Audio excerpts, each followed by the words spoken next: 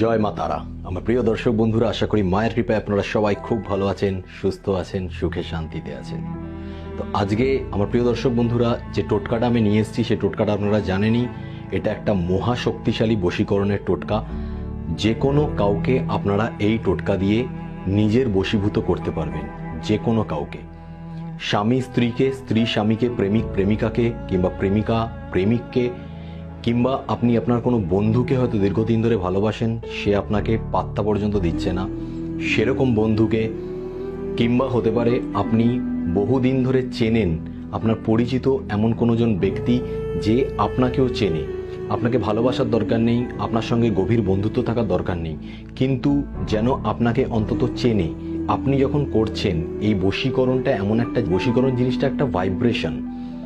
আমি এখান থেকে, যেমন আমাদের ঝড় হয়, ঝড় ওঠে এক জায়গায়, সেই হাওয়াটা এসে যখন আমাদের গায়ে লাগে তখন আমরা ফিল করতে পারি যে হ্যাঁ ঝড় হচ্ছে, বা গাছপালা নড়ছে আমরা দেখতে পাই, যখন ফিল হয় তখন আমরা বুঝতে পারি যে হ্যাঁ ঝড় হচ্ছে।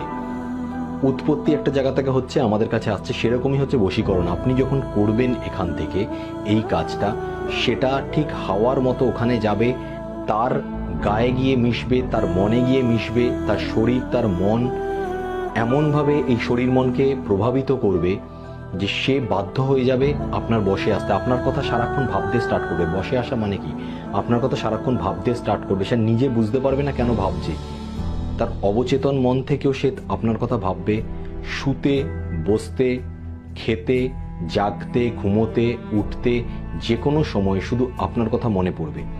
সে বাধ্য হয়ে যাবে আপনার কাছে আসতে, আপনার সঙ্গে কথা বলতে, যদি দূরে থাকে আপনাকে কল করতে। কিন্তু দূরে থাকলেও এই জিনিসটা মাথায় রাখতে হবে, সেই ব্যক্তিটি যাকে আপনি বশ করতে চাইছেন, আপনি একজন স্ত্রী হতে পারেন, কোনো একজন পুরুষকে বশ করতে চাইছেন, কিংবা আপনি একজন পুরুষ হতে পারেন, কোনো স্ত্রীকে বশ করতে চাইছেন, কিংবা আপনি একজন পুরুষ হয়ে পুরুষকে বশ করতে চাইছেন, কিংবা আপনি একজন স্ত্রী হয়ে স্ত্রীকে বশ করতে চাইছেন।